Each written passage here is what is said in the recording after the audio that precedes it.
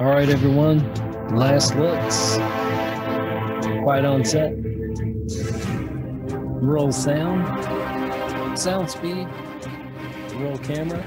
Camera speed. Scene one. Take one. Market. And action. Hi, I'm Ed, the host of Savannah on Film, and we explore the economic and cultural impact and values of the film industry in Savannah through conversations with people who work in the industry and related fields.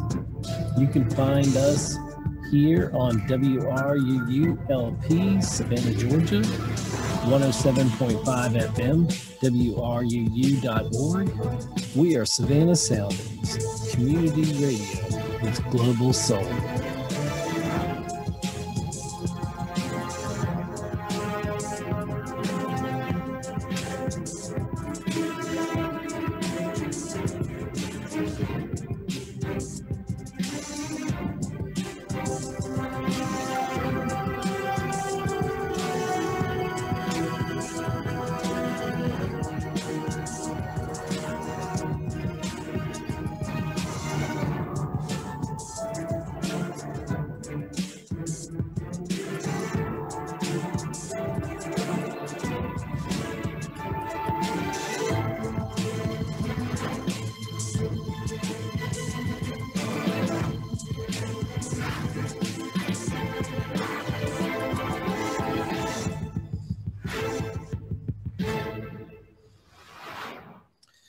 Hello, everyone. Hello, Savannah. Hello, the world. Wherever you're listening to here, welcome to another fantastic episode of Savannah on Film. I've got a gentleman here with me today who is a pioneer in the casting world here in Savannah and in the Atlanta area in Georgia. And he has done so many things, it's great to have him back. He was originally on one of my first guests on the show back in 2018. And anyway, so what's our purpose here? This is Savannah on Film. Our purpose is to explore the economic and cultural impact of the film industry in Savannah through conversations with people who work in the industry and related fields. We are here on Savannah's radio station, local radio station, WRUU 107.5 FM LP, Savannah Soundings, community radio with global soul. Brings you the most diverse entertainment you could ever ask for. I want to let you know that we are on Twitter at WRUU 1075. That's WRUU 1075.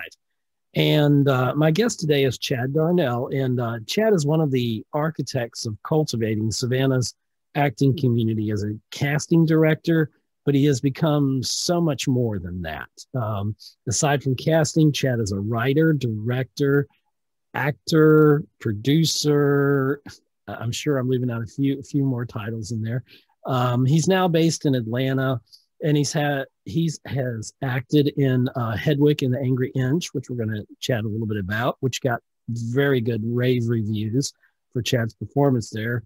And he has many avenues that he shares his talent. And one of the great things that I'd like to spotlight people on this show about are people that give back, that don't just have talent, but they share that. They mentor and they develop the next bit of artist, and Chad definitely does that, and he's going to be bringing his ever-evolving knowledge and experience of film, TV, and stage from behind the scenes to out front. And with that, I wholeheartedly welcome you back to Savannah on Film, the fabulous, awesome Chad Darnell. Thank you very much. Appreciate that. Okay. I don't know. I could have had fireworks in the background and stuff and made it more This is the third show. monumental, but I really do appreciate you taking the time. Are you in Atlanta as we're recording now? Or in Atlanta, yeah. I'm in Atlanta. I was not supposed to be in Atlanta. I'm in Atlanta. Okay, but wherever you are, I'm glad you're there. So you're mainly known as a casting director, but you write, direct. I'm just going to jump right into some current projects that you're working on, and let's just talk away and let's see where this goes. Undertaker's Wife. I think it's in post-production. You shot it right before COVID, that dirty word that's ruined 2020. Ruined everything and continues to. Yeah, I was cast in a play here in Atlanta at Theater in the Square called Moonlight Magnolias. So I was playing David O. Selznick in the play, and on the weekends, I'd had to fly after every Sunday matinee to Los Angeles and prep the movie, and then fly back on the red eye the day before the next show. And so that's, I mean, I was on a plane every weekend prepping the movie, and then, then flying out and shooting the movie. So we finished right before the last week of February. And in that last week, I had conversations with two producers who have a pilot that we've been trying to get sold for 14 years, Sean Hayes and Todd Milliner. And we've been trying to get this thing done for 14 years and had a meeting, and they want to take it back out. And the scheduled first meeting was the day that everything shut down in Los Angeles. So it's, once again, it's on hold again. I swear that pilot is cursed. But then in that time, I was still, trying to fulfill my responsibilities of casting. So as soon as we finished the movie, I went back to Savannah to cast the second season of Florida Girls. Right. And we got put on hiatus for 2 weeks, which became 4 weeks, which became indefinitely, which became canceled completely. And so I've been just doing a lot of writing, and we've finished the cut and color and score on Undertaker's Wife, and I start sound mix next week, which is the final mix of the film. Right. And in July, I was hired to direct a Christmas movie, and then that got shut down. So, I mean, we finished casting here in Atlanta, and then that got shut down because the numbers went up in Atlanta. And so I was supposed to start, since that shut down, my producer on that, who produced Undertaker's Wife, he said, well, come to New York and we'll shoot The Intelligent, which was my next film. He said, well, I was supposed to shoot that in LA to start with. And then he said, rewrite it for New York, because now he's in New York.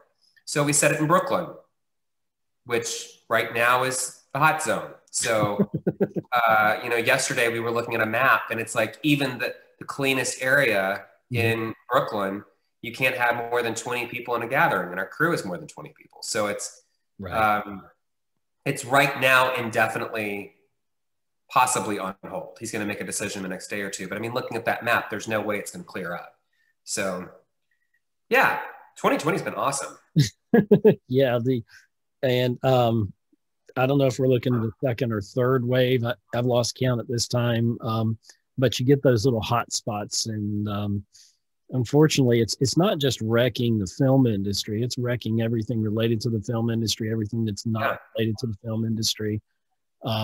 Restaurants, catering, the having to go to a store and buy costumes. I mean, it's shutting everything down. Wigs, and probably if you have to have stuff shipped, it's a strain in the system to ship cross country or wherever you're shipping materials to, and it's just crazy. I wanted, New York they have a 2-week quarantine right now, and so you have to quarantine if you're going to New York to work at it. If you're in a hot zone state, which we are, then you have to quarantine for 14 days. The Department of Health in New York and the Film Commission, they work together to help get me an exemption, because I have to be, as the director, I have to be tested a lot. So I did get a full exemption where I can only report to the soundstage, the studio, and my hotel. But now, I mean, I'm sitting in Atlanta and not in New York. When you should be in New York right now. I know that must be frustrating for you. This is, I'm not going to get preachy here, but I'm a pro masker. I believe in, protecting. I've basically been in my little bubble here, which for an extrovert is really hard. Been really difficult, but it's allowed me to work on some skills that I've got to hone a little bit more. So, but it's so necessary. And, you know, had we done it right the first time, maybe things would have cleared up, or we would got a little lull in things. But yeah, Georgia, we could have done it better. A lot of places around the country could have done it better. And I just don't know how long people can stay, you know, on lockdown or whatever you want to call it, you know, in their bubbles, and because we're free roaming people. That's what we do. And especially in this industry, people would just wear a mask when they're roaming. I mean, it's just the simple things. It is a simple thing, you know. It's not a political thing, or it shouldn't be. It's not. You care somebody else. It's like, I care what happens to you, Chad, and I hope you care what happens to me. So, you know, if we were ever to meet in person, we would be social distancing. We'd be wearing masks. That's just how I am with everybody. And from losing family members, I haven't been exempt from that. We lost a family member during this, and it comes up quickly. I don't want to get political here, but, you know, the powers that be that are in charge, some of them are for wearing the mask, and some even get infected and don't wear the mask. I don't get it, but I just going to say. And some people have their entire Oval Office in quarantine right now because they refuse to wear a mask and have not. Yeah, it doesn't have to be a political thing, but it's obvious that masks work and people need to wear a mask and wear a freaking mask. Yeah, please. We can all go back to work. So we can all, exactly, because, and that's the point I was getting towards, is that yes, it's slowing down the reopening, because as we're recording this in October of 2020, Regal Cinemas is closing down. I think literally today, as we're recording this, 40,000 people will be out of work just right off the bat there. And it may be a temporarily closing. I can't say the word. But, you know, I saw an article that I posted on Savannah on Film. I reposted there on our Facebook page. Patty Jenkins, who directed Wonder Woman 1984, and some other great stuff, talking about, you know, is the movie going experience, being in the theater, is it going away? Is it going to become a thing of the past? And I hope and pray it does not. You know, I used to live in the theater. You know, I was able to venture out very safely to go see Tenet, and I did see Empire Strikes Back, the 40th edition, which, if you can see my background here, I'm a big Star Wars fan. So if anything was going to pull me out of my bubble, which I stayed within my bubble, you know, but we were only 3 people in the theater, and we were all socially distancing, wearing masks. AMC, I have to give them props, because at least our local AMC here, and because they had every kind of precautionary measure I could think of, from the ultraviolet light in there, spraying before and after, social distancing, everything. And the theaters are trying. And I don't want to see AMC close, but they may have to temporarily close, especially if Patty Jenkins, Wonder Woman. And now they're talking about pushing it again. Yeah, I mean, it's supposed to come out around Christmas, and now they're talking about possibly May. Yeah, because they pushed the Bond film, and like everything else, it's been pushed before it.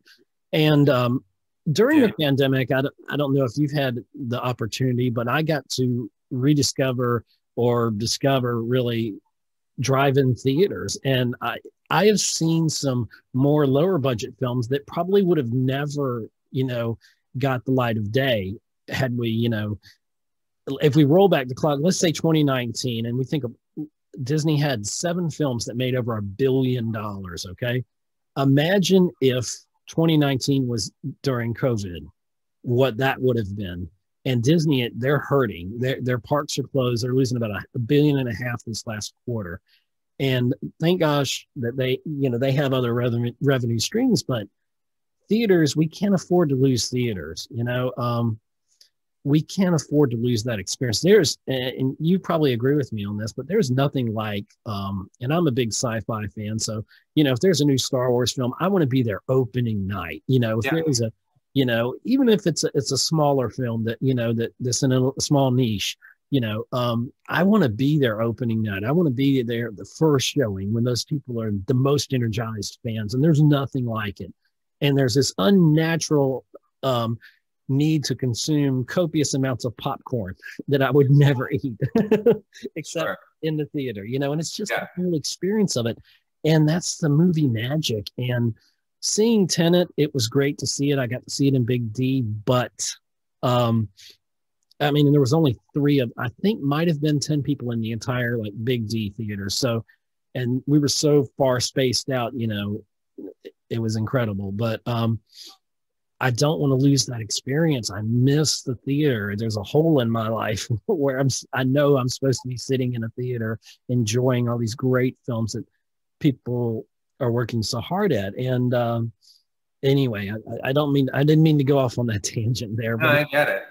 It's just, you know, you understand it more than others because you're one of those people that is behind the scenes there, that's making those decisions, that's doing the casting. So I've got to ask you, during the era of COVID-19, I know casting has changed. I think the face-to-face is safely to say it's gone at this point. It's gone. Yeah, no, it was always so important for me to do in-person casting in Savannah because I need to be able to work, because a lot of times I'm dealing with actors who are not as experienced as the actors that are in Atlanta, just by virtue of their training and the resources they have to training. Because there's only so many classes that the teachers in Savannah can teach, right? And at any given time. So I mean, if 15 or 20 people are taking classes, that's cool, but I have to read upwards of 250, 300 people. So where are those people getting trained? So it's important to me, if people are not being trained, that I work with them in the room and give them alternate takes and really work with them. And I won't be able to do that anymore because everything will be through send them the script and hope for the best. I mean, that's the problem. But then the risk there for production is we don't know if that was the first take that they did or the 97th take that they did. Wow. So when they show up on set and can't act, it happens on every movie when it's a self-tape audition, and especially here in Atlanta because everything in Atlanta is pretty much self-taped. And so, you know, you get a teenager or, you know, young 20-something playing a teenager, and they're terrible in the first take and the second take and the third take, and then the director pulls them aside, and suddenly they start looking at the extras like, well, who can we recast here? And, you know, it's a thing, it's a real thing. So yeah, but they're in a different zone, and then, you know, with COVID, they might be able to cross into A or B zone or whatever. Yeah. You know, and that you bring up a very good point, and I was wondering because when you're face to face with someone, even though like we're hundreds of miles, you know, via Zoom here as we're doing this video, and it's personal, but it's still impersonal. It's having the person right in front of you. You can see the body language. I'm sure you can tell that better, and you get you don't know if the person's crazy or not, which is a big thing in casting, like, because you don't know if, I mean, seriously, like, you don't know like what that real personality is, or if they're going to be difficult. That's a huge thing and you're absolutely right.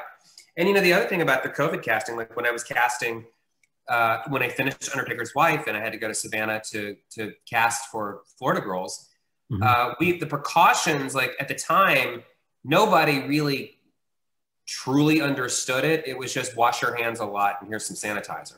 Right. Like nobody really had a grasp on it.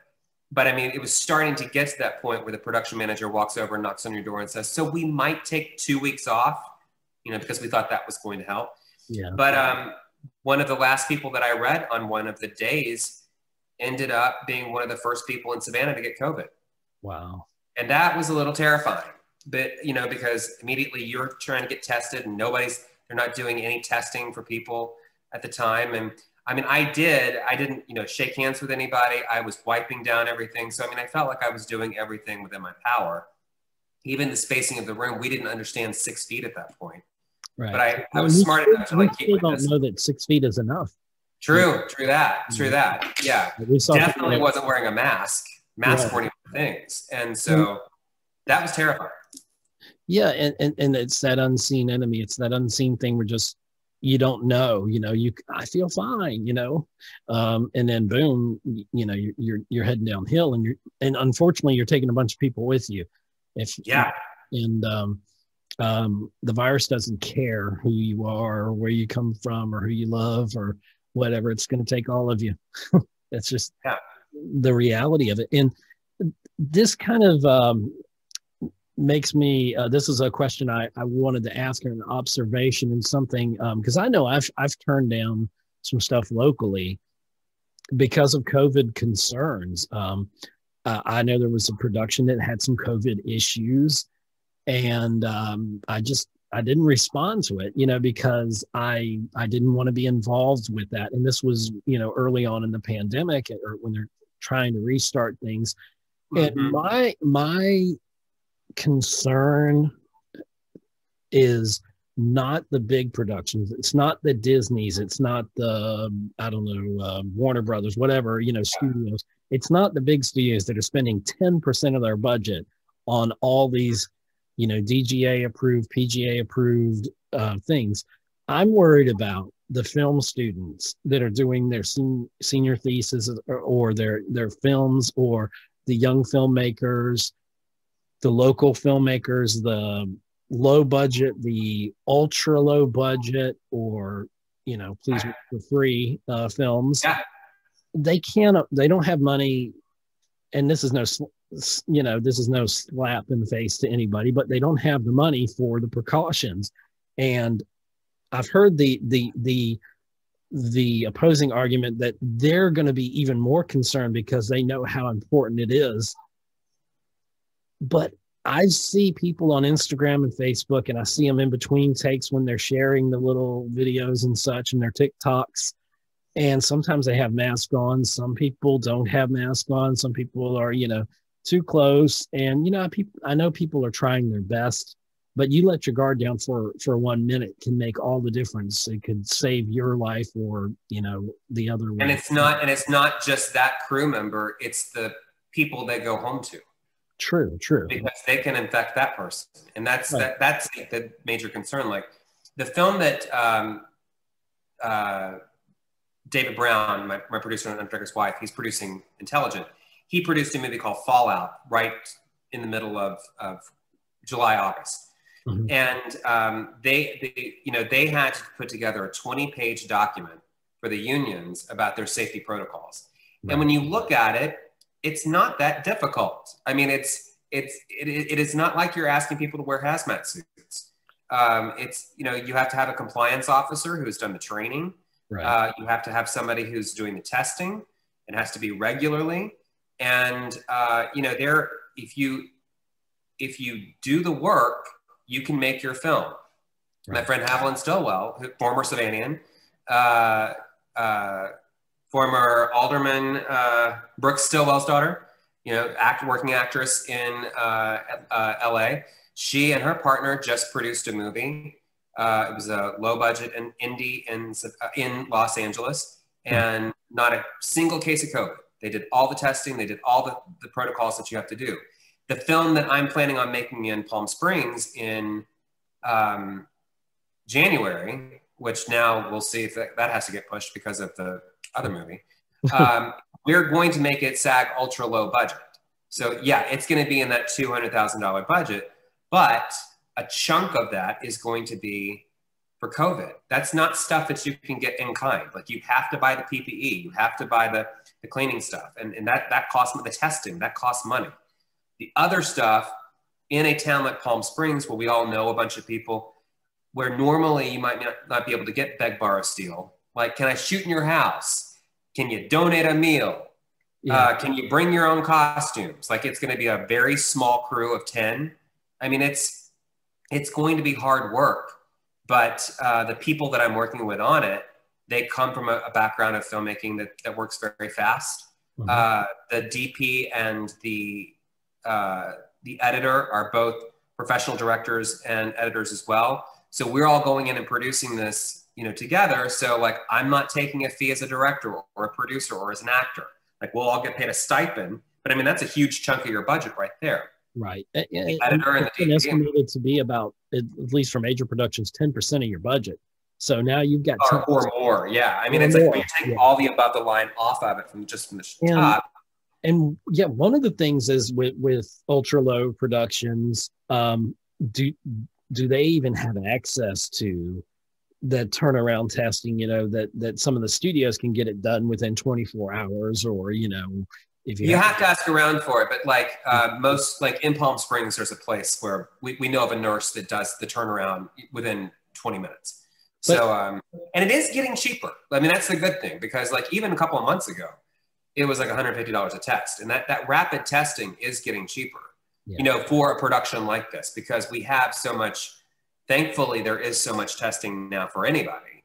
You or I right now can hop on CVS and find testing either today or tomorrow. And it doesn't cost us anything. And so, yeah, the workarounds are getting a little better, and hopefully by January, they'll be even, easier. Right. But yeah, a huge chunk of that budget is just going to be the testing, because there's going to be no content in a few months. That's extremely, yeah. I follow a lot of that, and yeah, we're going to be seeing reruns of stuff from way back, because we're running out of new content, and so it's got to come from somewhere. And but if there's an upside, at least industry wise, I feel like some of these smaller films have finally got, if you're an independent filmmaker, you possibly have a better chance of your film maybe making it to the big screen, maybe making it to if there's a local theater, something we need in Savannah. Definitely the festival circuit, because I mean, I was on a panel last weekend with Out on Film here in Atlanta, and it was a bunch of like the filmmakers that were like, I think they had there was like 20 filmmakers that were on there. And I was there because I live here, and I was involved in Out on Film. And I asked the question, I said, how many of you are like working on stuff right now? And only 2 people raised their hands. And I said, well, what are the rest of you doing? And they were like, oh, I'm not doing anything until there's a vaccine. And I was like, oh my gosh, like there's going to be no content. And these are the people that always are pushing out films. And I mean, because they're concerned about the budget, and that's obviously a concern. I mean, it's a conversation that we have about The Intelligent every time there's a conversation about the budget, because for a film of that cost, because of the crew, because of the trucks, because of the base camp, because of all of those things, for a budget that size, you're looking at $100,000 right off the top on $1 million budget. So a film that's $200,000, when you've only got 10 people, it's a 10-day shoot, you're in one location, you're outside for a lot of it, those protocols they look a lot different. And again, we're also looking at private investors who will help underwrite some of that for us as well. But again, with a project like that, if you can get it for under $200,000 with some of the production elements that we have, we should be able to sell it overseas for a little bit of money, and here domestically, and maybe take it out, like you said, even at the drive-in movies. If you go around and you hand distribute this movie in a theater, you could do well.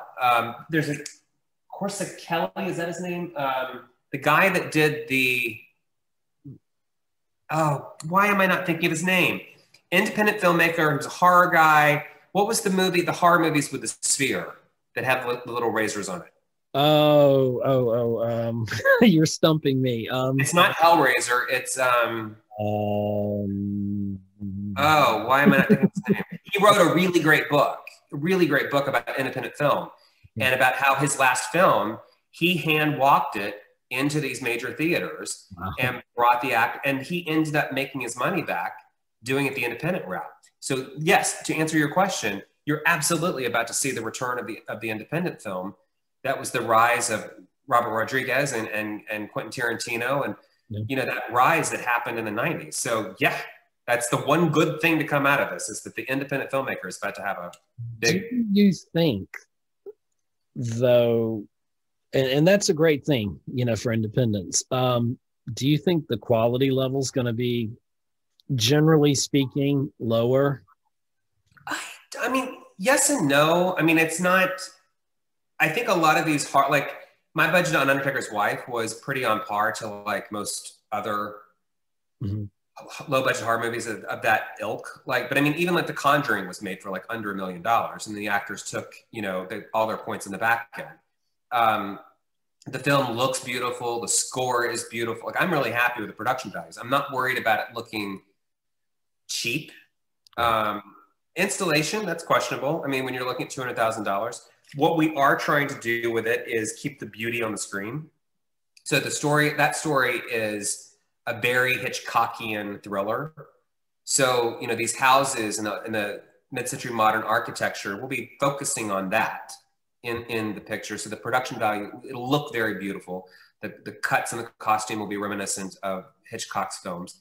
And again, you've got a really good story. So keep it simple with the acting and make sure it's lit and you can hear it, and it should be okay. I mean, it sounds simple, but what you touched on a very important point. I was about to make about it all starts with the story.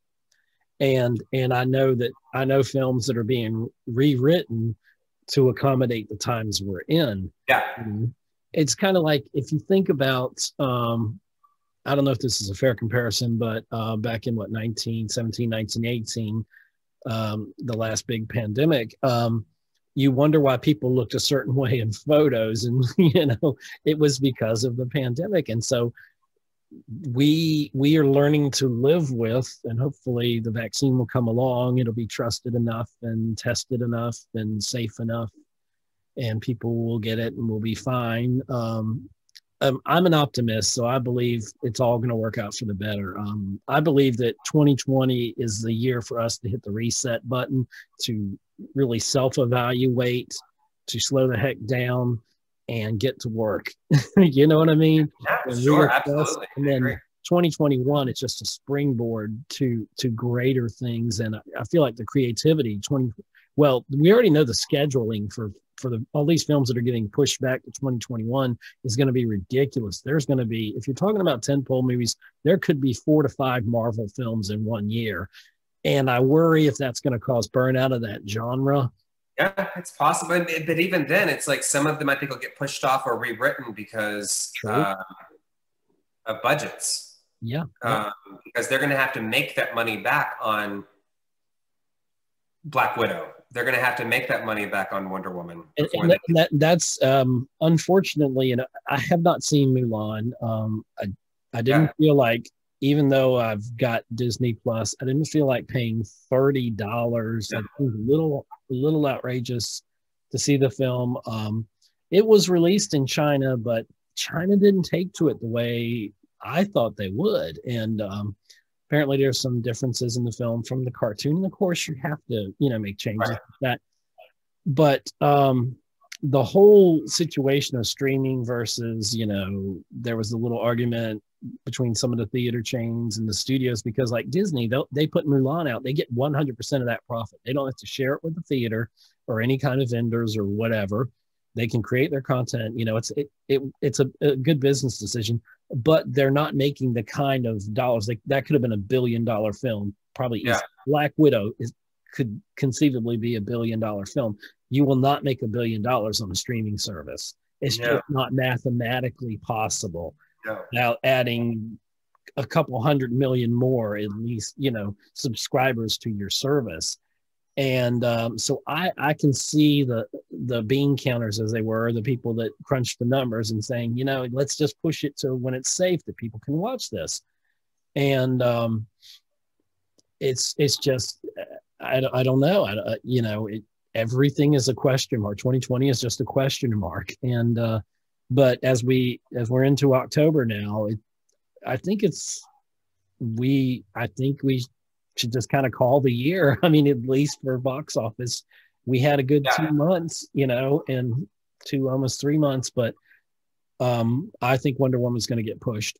And that's going to be like, with Regal, the decision for them to push No Time to Die, the 007 film, basically a year back from the original release date, was a death nail for Cinemark that I think owns Regal. So in the UK, of course, they just they said, we're going to shut down. And, you know, I don't know. I wish I would have probably bought stock in Zoom back in January. Mm-hmm. and ownership of a drive-in theater would have been nice. I might be sitting pretty now. But good things can come out of this. Gosh, there's so much to talk about. I want to delve into Undertaker's wife and a few other things. We're going to have to hit a quick break here. So everybody stay with us here on Savannah on Film with the fantastic Chad Darnell. We've got so much to talk about, and we're going to be right back after these few announcements, okay? All of us here at WRUU want to thank you for the more than 3 years of the best radio on the air in Savannah. For listenership and loyalty, we were named Best Local Radio Station and Best Local Talk Radio in the most recent published Readers Poll in Connect Savannah. In the past, we have had a party to salute you, our listeners, and those whose extraordinary time and talent got this radio station from dream to reality. But this year, because of the novel coronavirus, we have canceled our annual in-person celebration. This cancellation was in addition to a large number of other live fundraising events that we also have had to cancel. So this makes our annual on-air fundraising drive more important than ever before. We will be having our annual on-air fund drive from October 11 to October 24. So stay tuned and donate generously. This is a message from the Georgia State Department of Public Health. Social distancing means minimizing contact with people. It also means that if you are near someone in public, try to stay at least 6 feet away. The less contact people have with one another means the less opportunity for the virus to spread. Slowing the spread of the virus means that we can keep our healthcare system from becoming overwhelmed. More information can be found at dph.georgia.gov. Disasters don't stop even during a pandemic. The Red Cross is here to help when disasters strike. They respond to a disaster every 8 minutes. They help people to prepare for disasters, and they help prevent disasters such as home fires. The Red Cross saves lives by providing blood. And now, free COVID-19 antibody testing is available when donating blood with the Red Cross. More information about Red Cross services and donating blood can be found at www.redcross.org. This is WRUU-LP, Savannah, Georgia, 107.5 FM, WRUU.org. We are Savannah Soundings, community radio with global soul.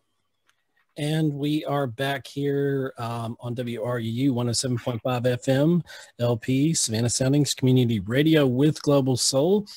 And we've got Chad Darnell back on the show here. Live and in the flesh. Well, not in the flesh, but, you know, via Zoom from Atlanta. And we've been talking about casting and everything. I want to talk about some of your even more creative efforts. One of your current projects, Undertaker's Wife. Tell me a little bit more about the story, or whatever you can tell me. Yeah, it was a really great experience. It was a little challenging. We had a docu-series that followed the entire making of like an extended EPK that's being kind of cut together that'll showcase the entire from pre-production to post. Shannon Sossaman plays Sarah, and John Brotherton, who was on Fuller House, plays Jack. And then I had a really great supporting cast: Ashley Fink, Sarah Colonna, Mark Singer. And it's a little thriller about a family that moves into a funeral home in the South, and their first night, something really bad happens, and they try to cover it up. And it was scheduled as a 15-day shoot. I got ahead a day early, so they cut off a day of filming, which is I don't recommend ever. Don't ever try doing that in the future to be a hero. It'll screw you in the end. Because then you're just, you're working a lot harder on those last few days. Pro tip. And then we were supposed to start post immediately.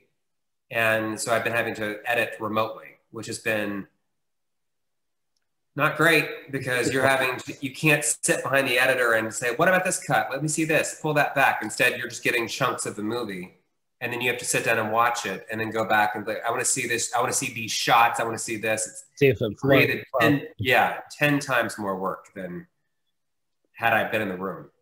Right. And then you're having to watch the movie. Somehow it got loaded incorrectly, so it wasn't the right aspect ratio. Okay. So then you're watching it knowing it's not the full frame of the movie, and then it got fixed in color correction, but then you're having to now watch the entire movie with a different setting for the score, and it's a nightmare. COVID has been a nightmare for post-production, and now I have to sit through and do the whole thing again with sound. So with the sound mix, which, as you know, sound is very, very, very important to the movie. Extremely important, and you can't skimp on that. That's the thing. No. You can have but it's a great experience. I mean, we very short days, and because I knew what I wanted, and I had an incredible director of photography, Igor. He's going to be shooting The Intelligent for me as well, which I'm really. When I got to hear that he was going to be on Intelligent, it made my life so much easier, knowing, because we have an unspoken. I can say just a few things and he gets it. And he's Russian and funny and moody. He's like Eeyore from Winnie the Pooh. I'll ask him, like, how long is this going to take? He's like, oh, I don't know. It's going to be like 2 hours. And it's like, okay, great. And then, like, I'm not even to the bathroom, and they're like, they're ready. I'm like, grrr. I knew, like, why did? It's like, oh, it was not going to take 2 hours. And so, you don't like it? No, he had this thing that he kept saying, super sex, and I was like, you can't say that, Igor. First off, it's sexual harassment. You can't say it, but it's a Russian thing apparently. Oh. Yeah, no, he's great, and the film looks beautiful, and I'm excited. So, what is The Intelligent about? The Intelligent is originally it was set. You're talking about rewriting scripts for COVID. It was set in the Hollywood Hills, and so that's why we were going to shoot it in LA, because you can't really get that high, the setting, those houses and the trees and the overlook. I don't think they're there anymore. I think they burned. They're burned down. The whole West Coast burned down. Yeah. Because 2020. Yeah. So we were planning on shooting like the interior of one house and then like the exterior back part of another house, which would be in the hills. Right. And it was, but it also, that original script called for like a lot of extras and a lot more characters. And so what we did is we ended up cutting almost all the extras out of the film, rewriting a lot of the scenes. So there's only no more than 3 actors in any given room at one given time, just cut down on the pods for COVID. So we pretty much COVID-proofed the script, even down to like the male and female leads. In order to create intimacy between the two of them, he's a photographer. And so he's, as he's walking through the house at the beginning, he's taking pictures of the house, but he's also taking pictures of her, just so we can create that distance, but also intimacy between the two of them. So it had to be really tricky in like how we would shoot things, and and shot listing stuff for the actors and the management to look at, so that they don't feel like their client is in any danger. So it's an actress in the Hollywood Hills who buys a former haunted home. And she does not believe in ghosts, and she does very quickly. She gets convinced. Right? She's all in. She's like, okay. Yeah. There's a reason she stays in the house. So. Yeah, I like the old Eddie Murphy joke where he says, a couple walks in and they hear boo, and they're like, boom, I'm gone. Okay, I don't need to see the rest of the house. It's like. That would be me. That would be me. Yeah. Okay. No haunting today, please. But I based it like on all my experiences in my haunted apartment in Savannah. Yeah. I remember you talking about. That's something. Where all that stuff came from, and so we'll see. So let's see. Did we talk about Forced yet? Forced was that was so much fun. So. When I did Hedwig and the Angry Inch, John Cameron Mitchell, created the show. There was this whole history of the show. He started off in like small bars when he was workshopping it, and then he took it, to a drag club, and then eventually took it to the Jane Hotel, where it had a very successful off-Broadway run. He did the movie. that he directed and played the lead in, that movie went on the film festival circuit, did really well. And then, of course, recently it went back to Broadway. But the Forced is about his experience of taking the film Hedwig and the Angry Inch to St. Petersburg in Russia, and the reaction that the LGBT community had to the film, and about the atrocities that LGBT people face in St. Petersburg and in Russia, and the beatings and whatnot. And it was based on his diary of that time, that week that he was there for the festival. So each scene was a day out of his diary. And Forced, John wrote it as a short play to be produced in your home. So like actors and theater companies that can't produce shows right now, it was meant to be done as a Zoom theater or like online theater.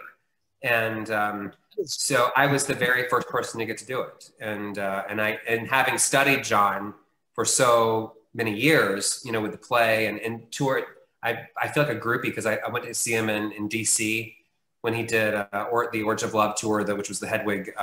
It's Hedwig right there. Yeah, I was going to say, in the video, I'm trying to point to the video. We can't see on the radio, but in the video. Yeah, oh yeah, that's right. We're not on the, but I have a Hedwig mannequin, the costume, the wig, in my apartment. Yeah, so I got to be the very first person to play, quote unquote, John Cameron Mitchell. So it was very meta to have played Hedwig for 2 years and then played John, which is discussing Hedwig. So it was a really... It sounds like a Nolan film. It's like, what's Inception. Inside of a... Yeah. No, but it was really hard. It was really, really hard because when you're shooting an entire film on your phone and you only have the rights for one weekend and, you're directing the whole thing yourself and you're playing John, and it's also this very emotional thing by the end of it.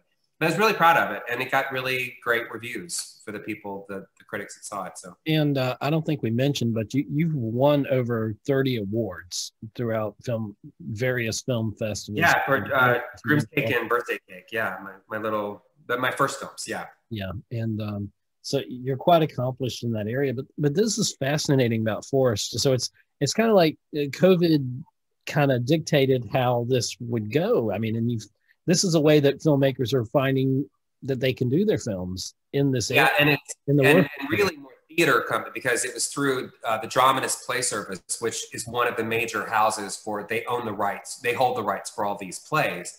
And so they hold the rights for Hedwig and the Angry Inch. And so they asked playwrights to put together plays, which was called for a series called something like, I want to say it was like Please Stand By or Technical Difficulties or something like that. There was a name of that, like basically you can't go see a play right now in a theater.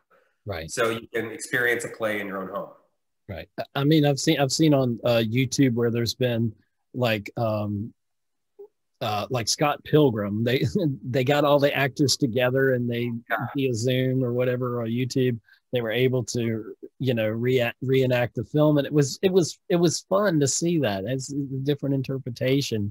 It's not Shakespeare, but it's but no, and like with Scott Pilgrim, and like I think the West Wing just did a reading of a script recently. Yeah, like there have been a lot of playwrights and people have been trying to read.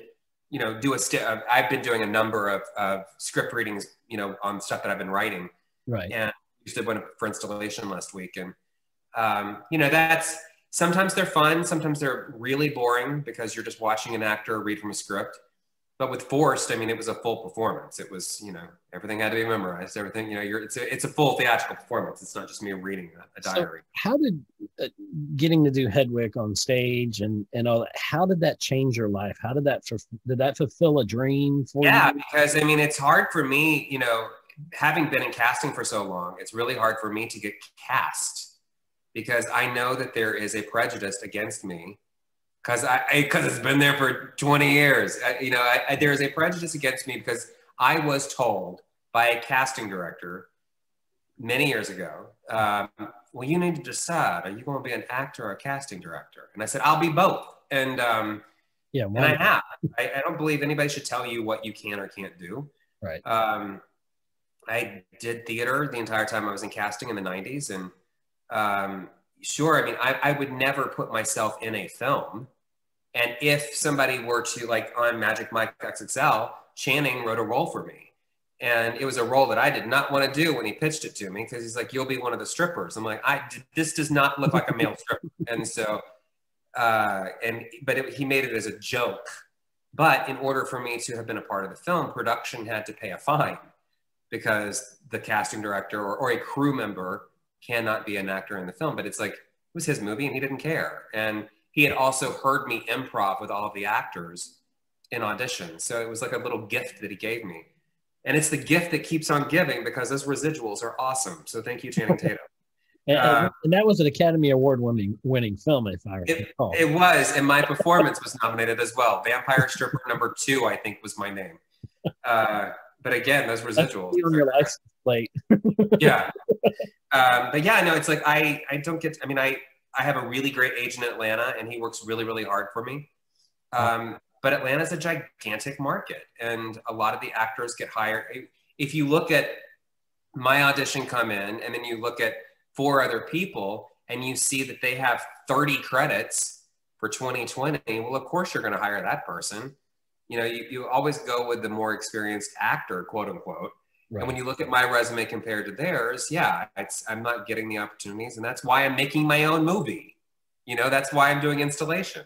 Well, let's talk. We're running a little close on time here for the radio portion, but let's talk about installation real quick. Tell us about that experience. Tell us what's installation about. I tried to get it done. It's a hard movie to describe without giving a lot of the plot away. Yeah, like I said, very Hitchcockian thriller about a couple who they've been together for 4 years, and one of them decides to open the relationship up for one night, and bad things happen. So the way that I've been pitching it is, if Alfred Hitchcock were to write and direct a movie about a gay couple in Palm Springs, this is what it would look like. And so it's been really fun, like bringing in the Hitchcockian element of the birds and the perfect murder and the Hitchcock blonde. You know, all of those things are in the movie.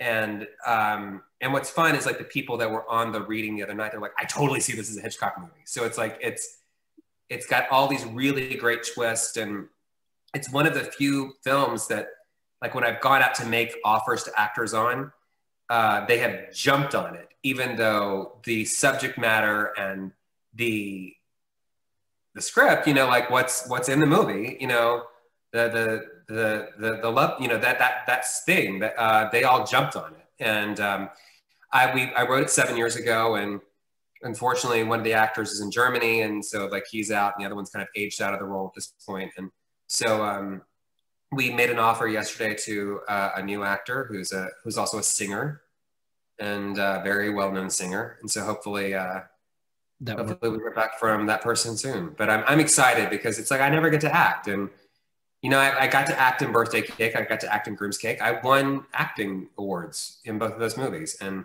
yet I can't get a one-liner on The Resident. And I'm fine with that. You know, it's like, because you can't be, all you can do at the end of the day, and so many, and every actor out there listening to this right now understands the exact same thing. You will get auditions from your agent, and you'll be like, why am I getting this audition? I'm never going to get this part. This is not me. And all you can do is do the best audition that you can for that role, because you might not necessarily be auditioning for that role. You might be auditioning for something else. It's not about this audition. It's about the next audition. And more importantly, you have to be grateful for that audition, because that is an opportunity for you to be in front of that casting director. So you might have auditioned 200 times for The Resident and not gotten a one-line role, but they still keep calling you in. So that's they'll remember you if you get. I remember you, and they know who I am. You know, it's like, I'm grateful for the opportunity. I'd never want to sound like I'm ungrateful. But again, what I'm trying to say is, you cannot put your fate and your career in the hands of a handful of casting directors. If you want to act, go out and write your own movie and try to get it done for $200,000 in Palm Springs. During COVID. Yeah. During COVID. So it's in case you don't have enough challenges already. Right. You know, because if we're going to stack the deck, like, let's stack the deck. What else? Yeah. What else? Wildfires. What else? I tell you. Well, where can people reach you if they're trying to get a hold of the famous? So the best place is on Facebook. I'm at facebook.com/Chad Darnell Casting. That's my public page. My friends are my friends. I keep that separate. And then on Instagram and Twitter, it's at Chad Darnell. At Chad Darnell. Well, we're going to close this first portion of the show, and we've got a lot more to talk about. So hopefully you've enjoyed this new episode here with Chad Darnell, and we've got so much more to talk about. So we're going to end the radio portion here on WRUU, but I'm talking to the future now. Join us right after you hear this Saturday night. Or as you're hearing it right now, I guess I'm projecting into the future. Yeah. Join us at 8 p.m. on YouTube, Savannah on Film, where we'll continue. We'll have the video premiere of this, and you'll get to ask your questions and comments to Chad Darnell, casting director, actor, director, producer, singer, I guess. Yeah. That was in Hedwig, I say. Yep. That's true. That's true. All righty. Well, we're going to roll the credits here and the outro, and stay with us, and we'll see you on the radio again. And thank you, Chad, for joining us here on Savannah on Film. You have been listening to another episode of Savannah on Film, where we give a voice to the Savannah film community. Please like our Facebook page, subscribe to our YouTube channel, and follow us on Twitter. This program was originally broadcast on 107.5 FM in Savannah, Georgia, and worldwide on www.wruu.org. Join us next time for more intriguing insights into the vibrant Savannah film community here at Savannah on Film.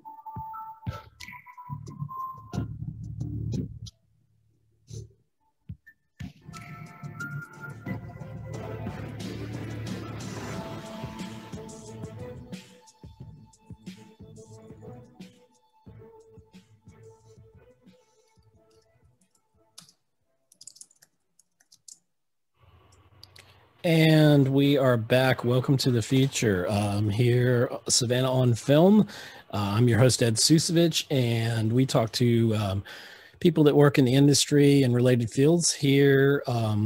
You can always hear our show on WRUU 107.5 FM in Savannah, Georgia, and on the internet all the time at WRUU.org.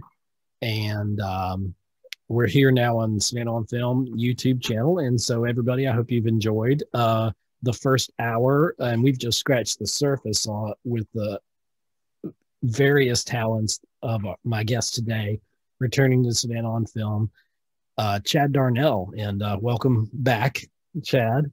And we've been talking, we've touched a lot on COVID, which, you know, it's that little thing that won't go away.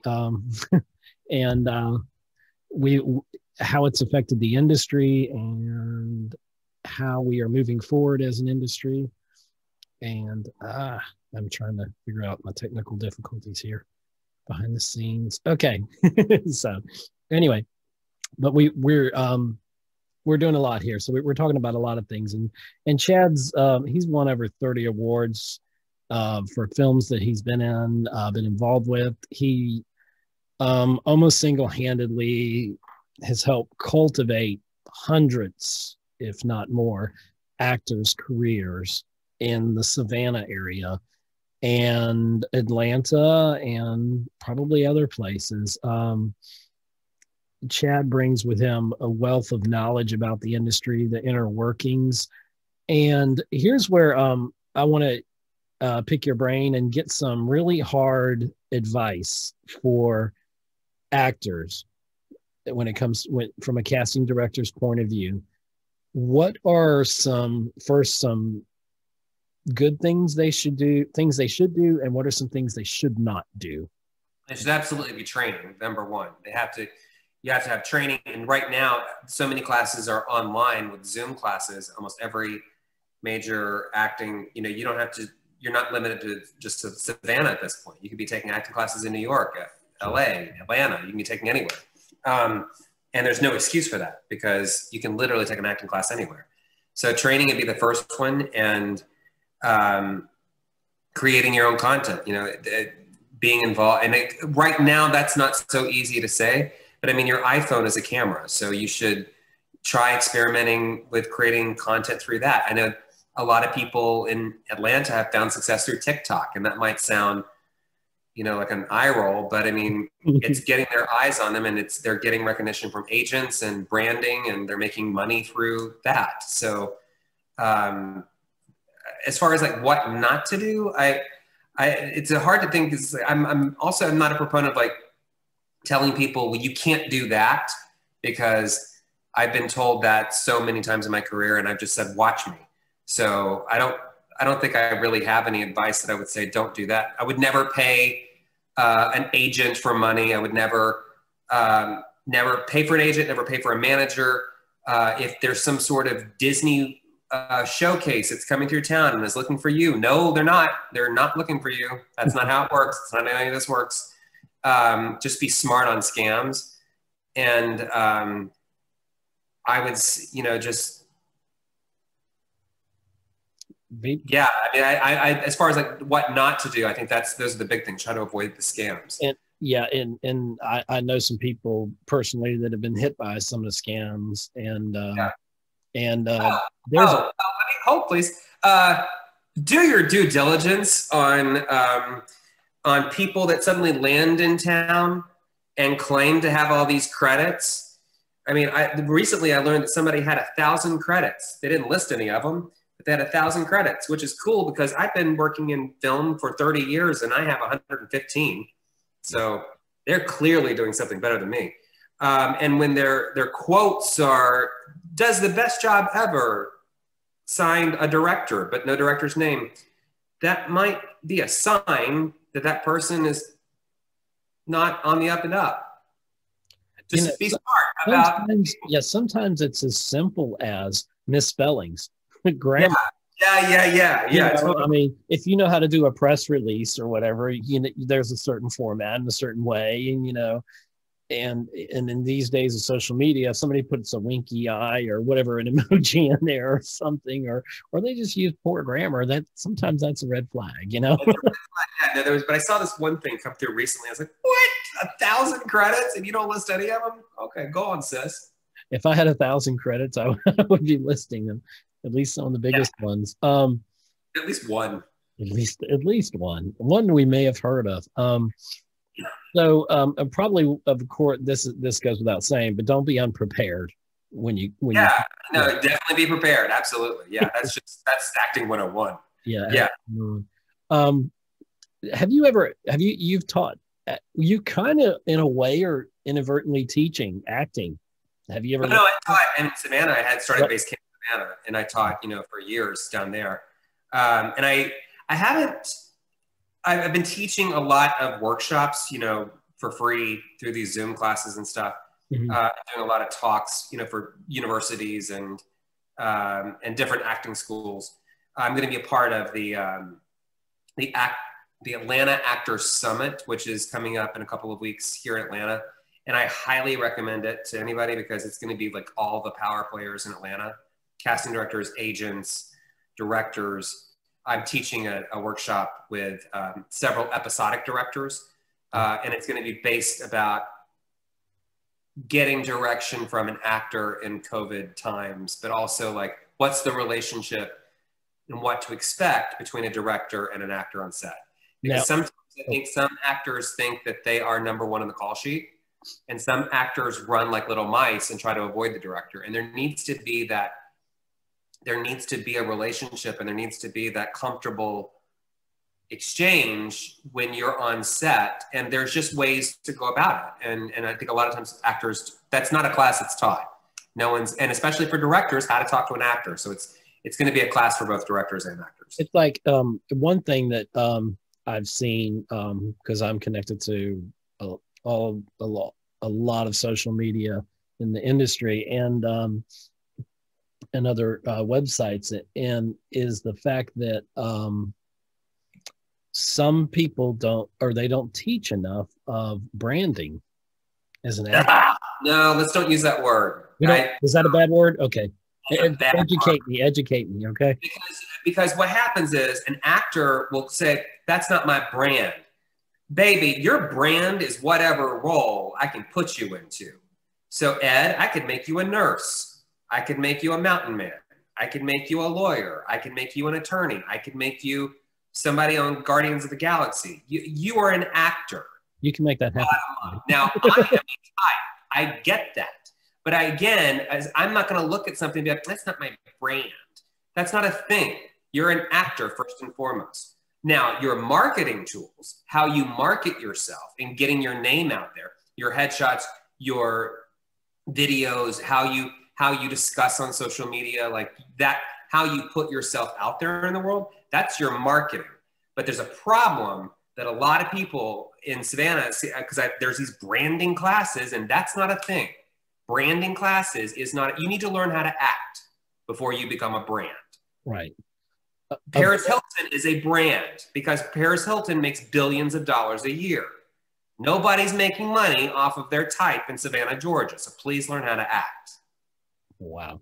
That's why I have you here on the show, because you bring a kind of honest truth that kind of cuts through a lot of the BS, as it were. And marketing and branding, two very different things. Well, I just got educated. I just got schooled, and I'm better for it. I know that, and I know my audience is too. And your audience right now is like, "Oh God, Chad, shut up." He's dropping the bomb. Boom, boom, boom. Well. Oh, just you wait. No, but gosh, what else? Is there anything else on this topic that you need to take? I think that's good. Okay. I love it. So we talked about like what advice if someone was just starting in the industry, and I'm going to stop saying the word COVID-19 because I'm sick of saying it. What advice, somebody's just coming into the industry and they're scared to death of COVID-19. What do you tell them?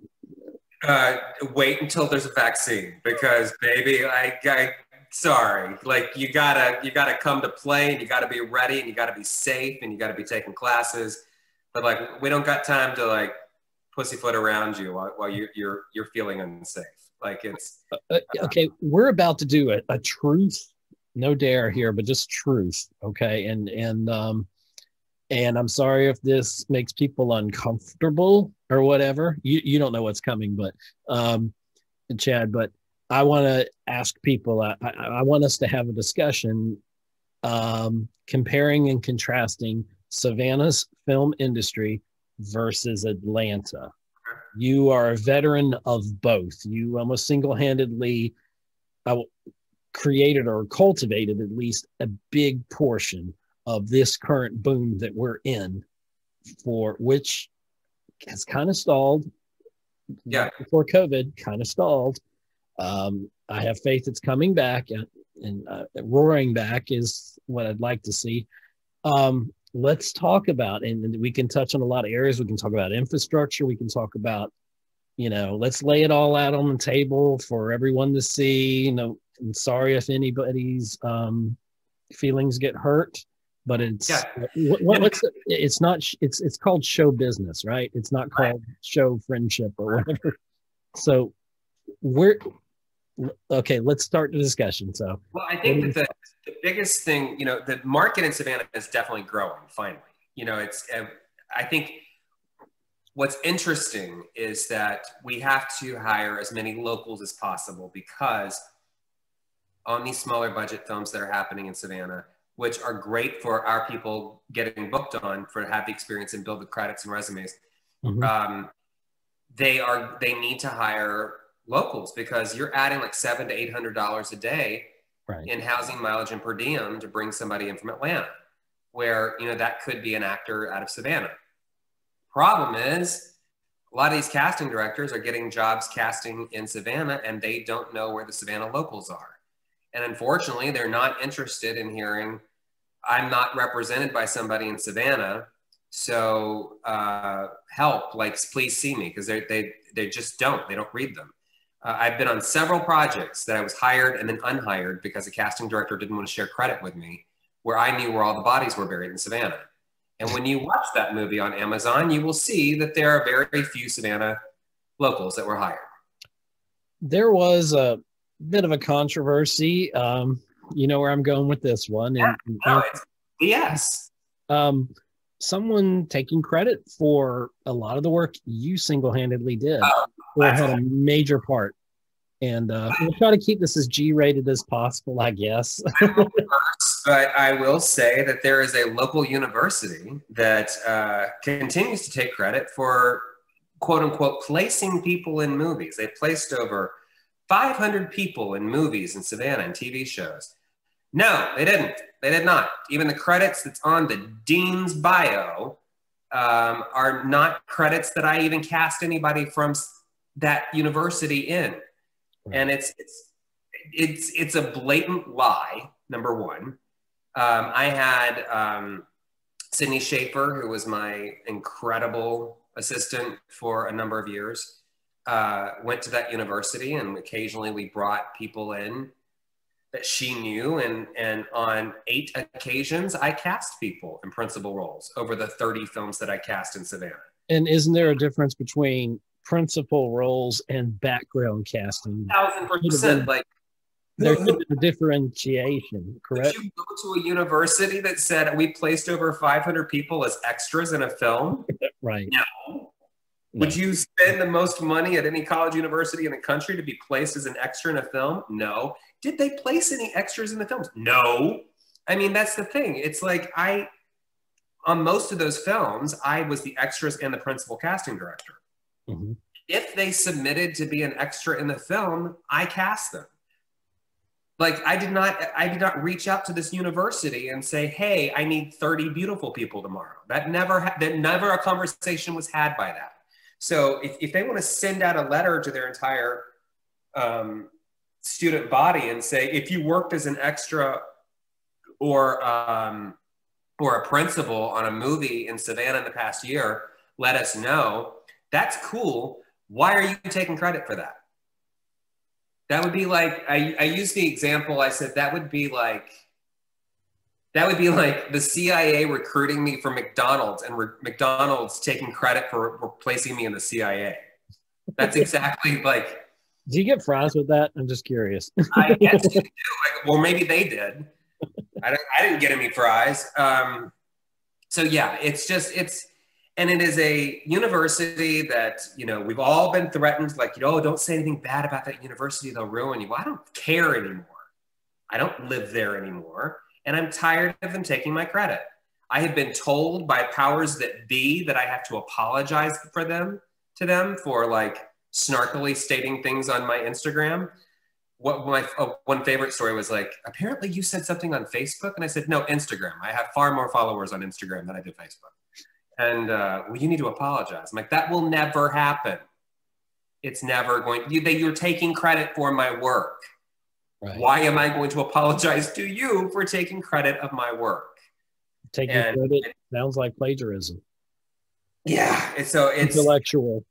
But that's not a problem that we have a lot in Atlanta, because if I guarantee you that if that person took credit for one of the other casting directors' work here in Atlanta and claim that they placed people on The Resident or, any of the other shows that shot in Atlanta, that casting director would have, I know of one casting director that would have that person shot.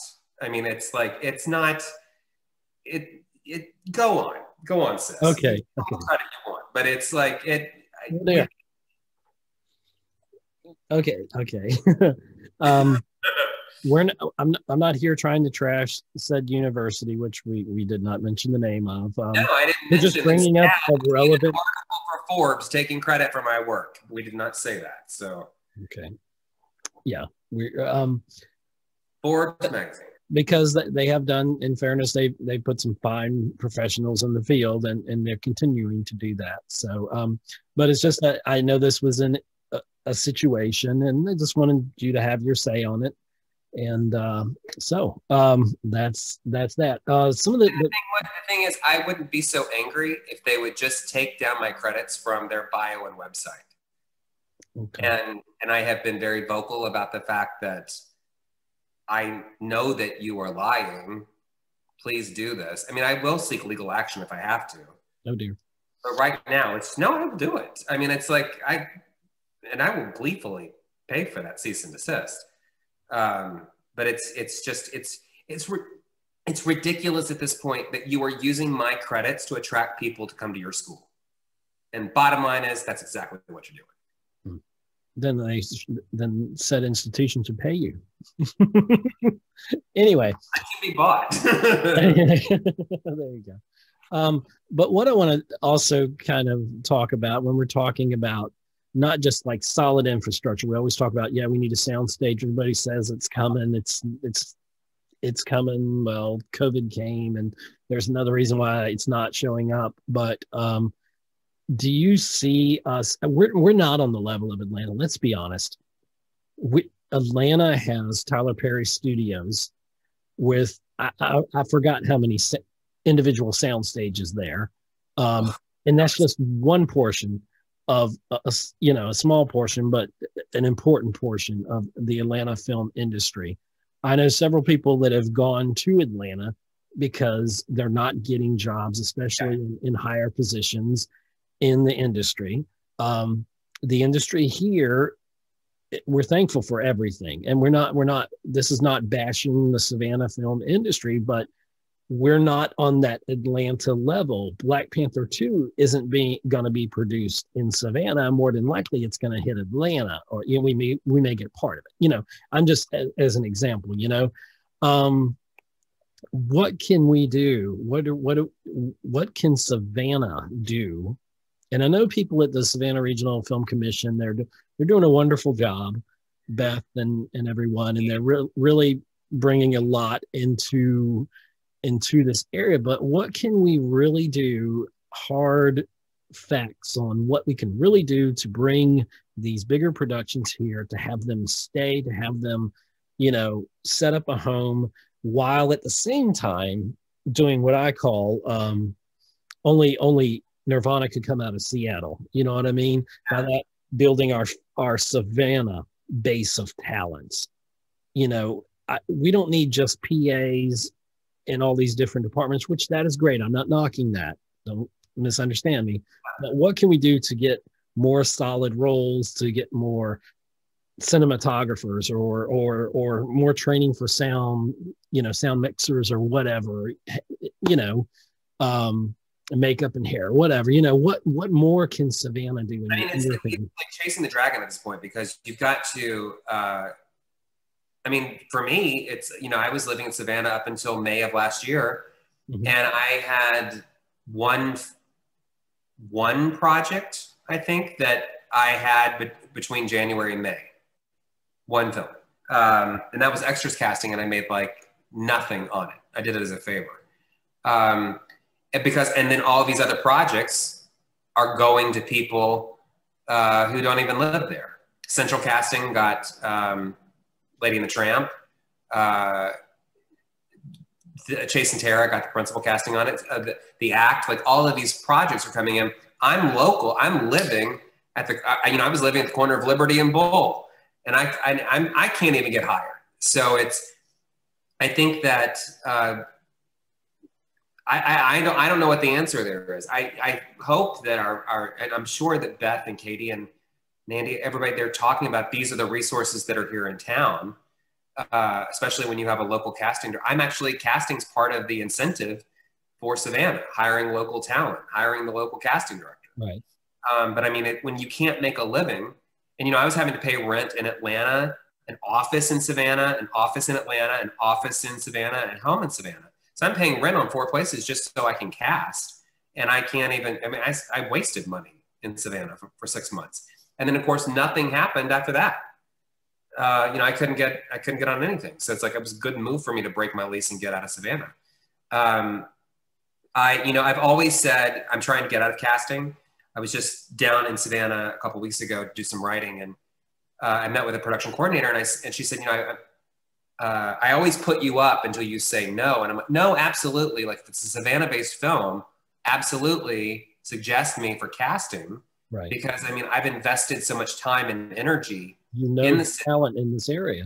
And I know the talent, and the talent's got to work. And so I'm the best shot at a Savannah local getting hired, because I know where the talent, I know how to work my networking groups that, you know, Rebecca and John and all the guys that run the networking groups in Savannah, the Savannah Filmmakers Pool, the Savannah Actors Pool, the Savannah Extras Pool. Right.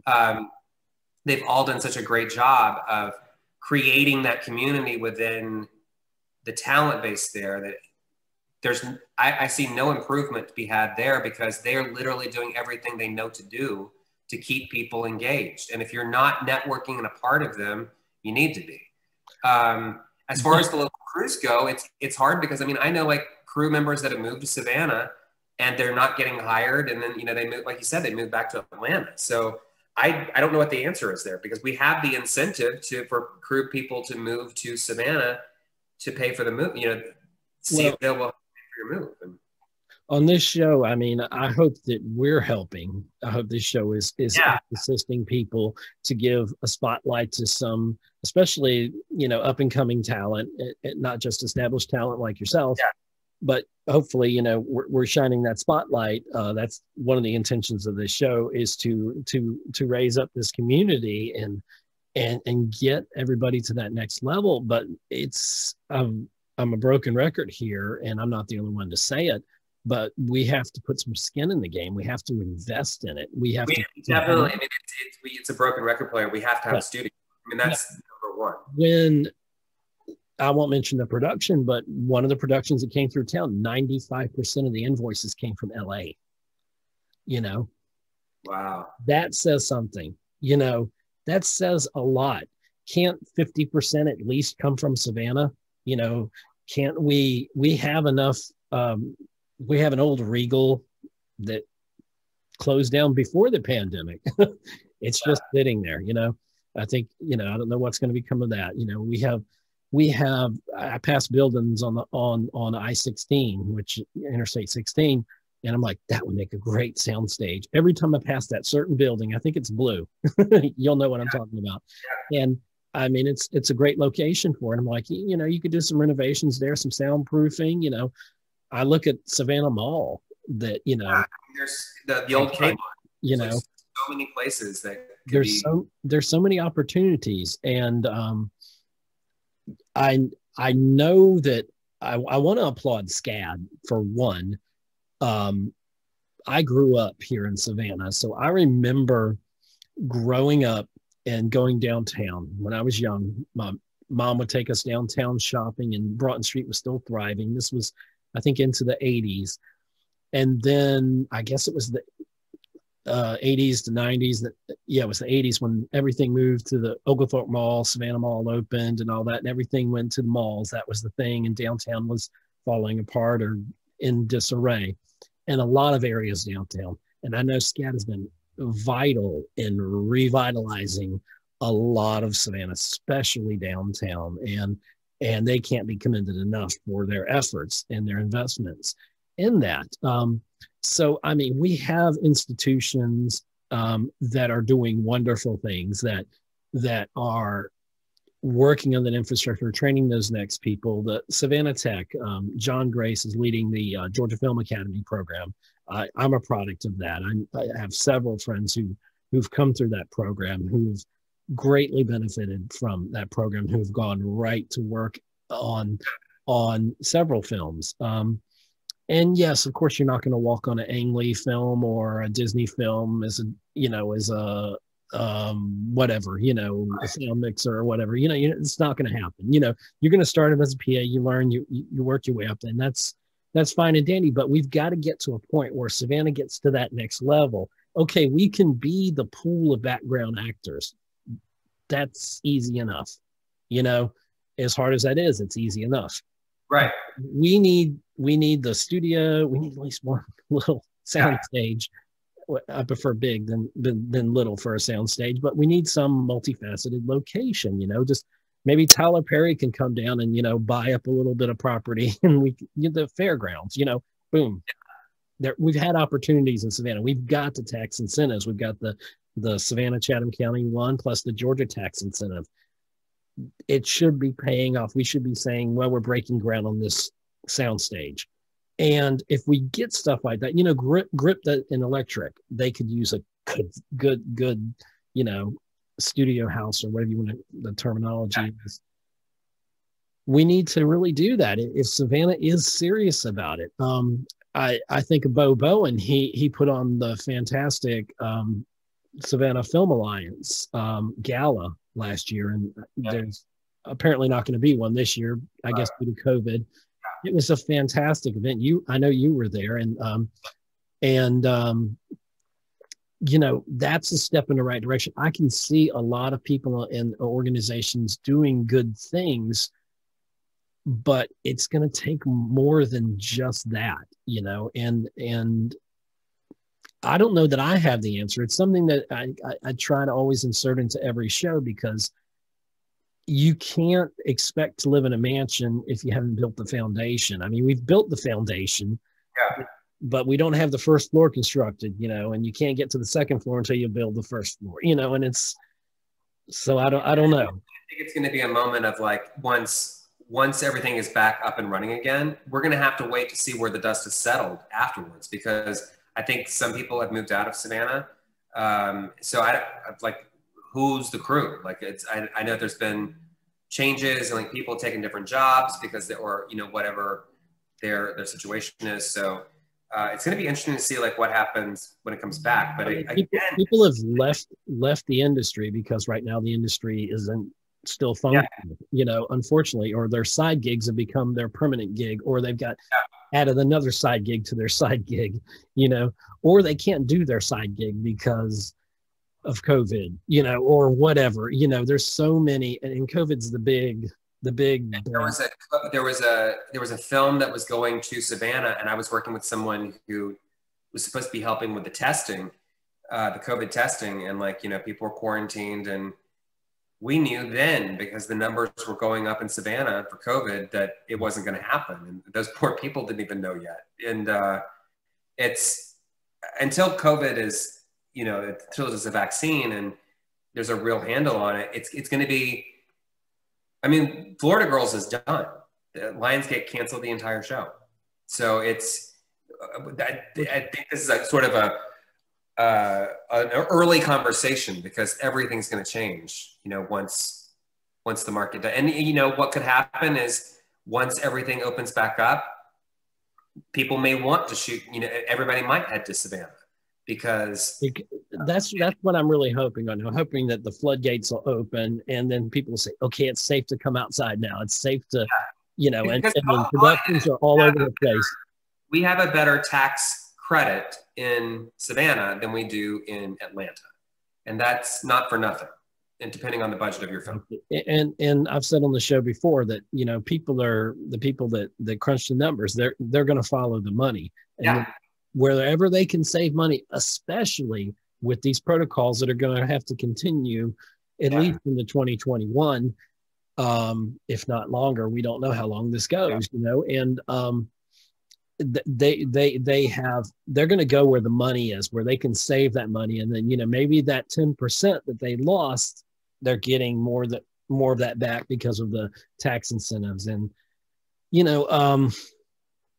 I'm just hoping the floodgates do open back up, and that's the optimist in me saying, it's the industry is going to come roaring back, and because Savannah still has so much to offer, and I think we have such a bright future in film, and it felt like we were on such a momentum, and then Savannah has its peaks and valleys. It seems like every decade or half decade, I don't know, we rise up, and then it's like the stock market, and then it's like, wow, we're, and it's feast or famine, and we just got to learn, we've got to plateau it, but, get higher and higher with the productivity and the amount of productions. And I really wish that we could invest more somehow into our local filmmakers, the up and coming filmmakers. And I know that's easier said than done. And when it comes to putting money on the line, that separates the people that are really passionate about the film community versus the people that are like, well, I don't know that I can afford that. And I understand, you know, that struggle, but there comes a point where we've got to say, okay, here's Savannah-born talent Chad Darnell. He's got this film, you know, I'm going to back it, you know, and I just don't think that there is that person in Savannah. I really don't, because I mean, with all of the digging and the relationships and the people that I have worked, I mean, I feel like I've gotten to know access to every moneyed person in Savannah, you know, over the past 6 years. Right. And, you know, I had The Telling, which was a movie that I was trying to get made, and we couldn't find a financier for that. Darlene, we tried to get that finance out of Savannah and shoot in Savannah. We couldn't find it there. I think that it's just the people, those wealthy investors in Savannah are not into the idea of investing in film because it's a risk.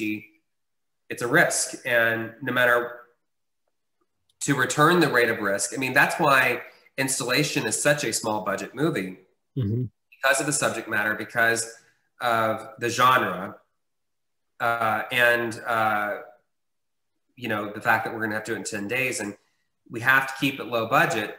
But with the actor that I'm going out to for my film, the value is in him. And so that's how we're able to show the numbers. Like, well, he was in this band, he he had toured this many people, he has got this following on social media. It's all that stuff that goes into an investment. You cannot, it's very difficult. It's very difficult to make an independent movie under $1.5 million where you do not have name actors attached to your movie. And if that's the case, you got to have at least one or two of them. And they're on what's called a Schedule F, which is a SAG document, which basically says you own them for $65,000 plus points. And it's just a contracted kind of thing that SAG has come up with. It's called the Schedule F. And sometimes you can attract a name actor for 4 or 5 weeks at $65,000. And that includes their travel but that's $65,000. You better fork up if they accept that offer. And we ran into the same problem with Darlene. It's like we would get these actors attached to the film, and then the money wasn't there. So then we lose the actor. So it's this, yes, it would be lovely to find somebody in Savannah who's going to put up $1.5 million for a film, or even $500,000 for a film. But it's always a return on investment that they're interested in. You know, if we're putting the money up, you got to show us the return on investment, and somebody's got to take that plunge, you know. And I know somebody who put a decent amount of money, not that much money, into a film, and the film didn't really do anything. It's gone to festivals, but, you know, nothing against the festival route. There's nothing wrong at all with that, you know. Did they have a name actor or somebody involved with it to help sell it? They did not. So yeah, that proves your point there. That proves it was an excellent story. And but yeah, it didn't really go anywhere. And they had a lot going for them. It was a solid idea of a film, and their marketing seemed to be done really well. But I don't know. I mean, I don't want to say that Savannah is like this, but growing up here my entire life, I've seen sports teams that have come through, and until we got the Savannah Bananas, it's like they're really more entertainment than they are a baseball team. They're like entertainment that does baseball, and they do it really well.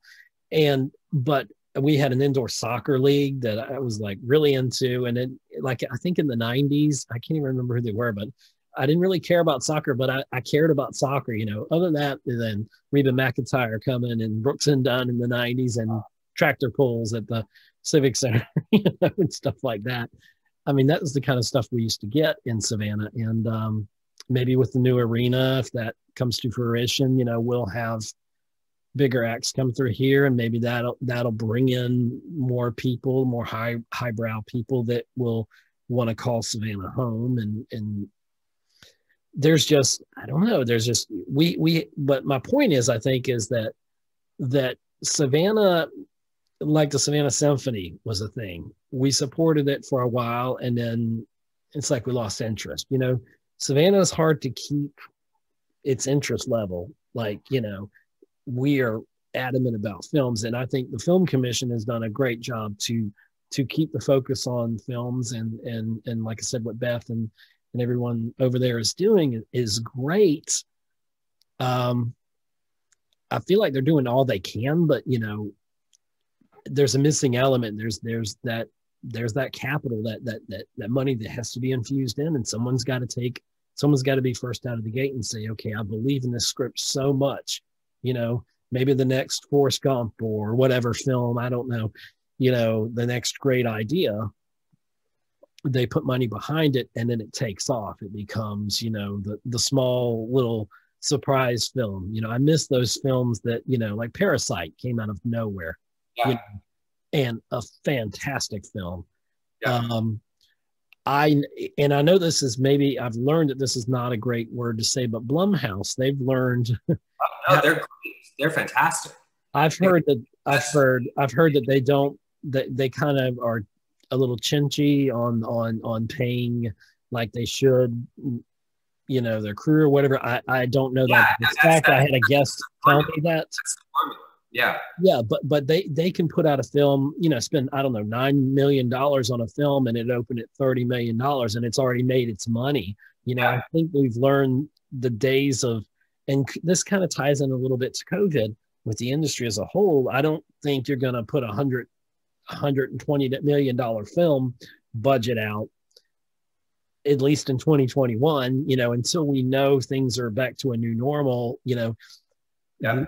I don't think blockbusters are gone, but I don't think you're going to put out that kind of money. You've got to look at the bottom, the return sheet. You've got to look at the money and see if you're going to get a return on your investment. You can't afford to. We've seen a bunch of films come out that bombed, that should on paper, you know, got the talent, you know, got the director, got the, you know, blah, blah, blah, and then should have been great, but they were, you know, or people just didn't respond to them, you know, taste change in the film industry. And so, you know, that's one company. It seems like they found their niche or whatever, and they're running it good, for better or worse. It seems like they're doing it right, you know, and I don't know everything. I don't pretend to, but we've got to find, you know, maybe we get a production company, and there are several in Savannah, but one that has capital, that's able to raise that kind of capital and produces, you know, we need that breakout film that, you know, made in Savannah, from writer, director, producer, blah, blah, blah, Savannah. They employ all these locals, and they get the tax credit. They get all that, you know, and that's what we need. And I'm hoping 2021's the year. I mean, I think about, and I've said this on the show before, I saw this back in like 2008 during the last recession. It was a billboard. I was just driving down the road, and it said, Bill Gates created Microsoft in a depression. And I'm like, wow, right now would be a great time to invest in someone's idea, their film or films, and start building. But, you know, because there's a lot of talented people. There's a lot of great ideas out there. And we don't want to just see reboots and sequels to everything, you know. I want to see original stuff. I want to see more homegrown stuff get national attention, you know. So, yeah. I'm looking at some of your projects in development here. I've got pulled up. We talked about The Intelligent.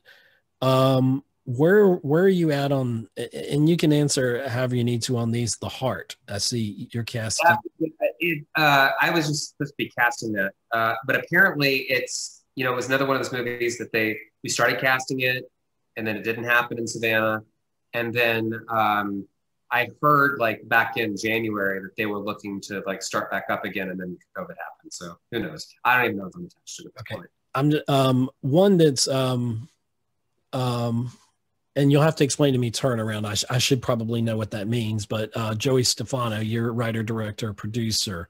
We're still trying to get that made. I mean, somebody had the option on the script, and so turnaround means that it's available again.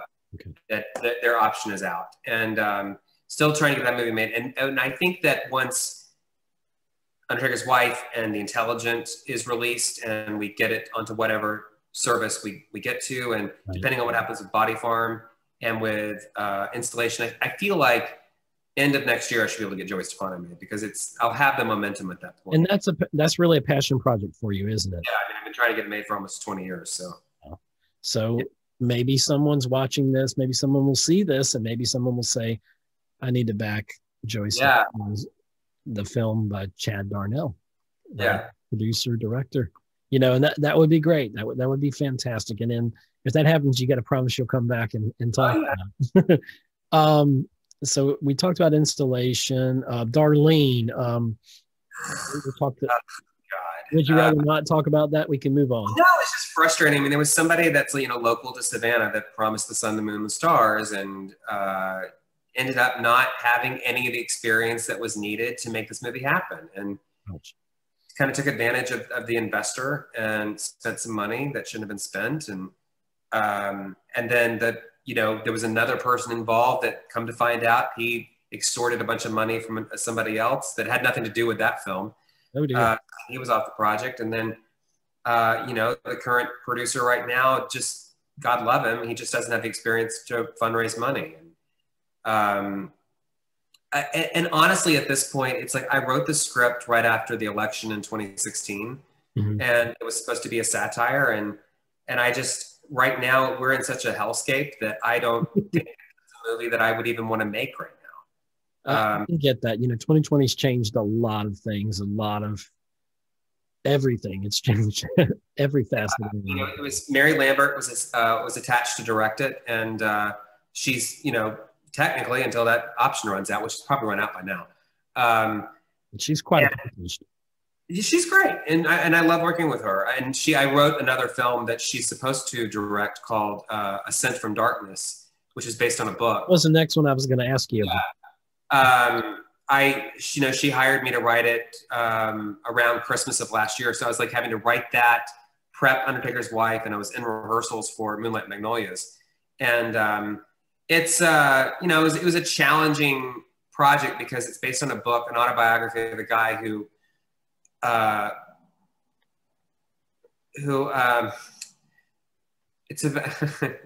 not trying to laugh. It's about a guy who was a Satanist, who was a Christian, who became a Satanist because he just didn't like Jesus anymore. And then he decided to become a Christian again. And I had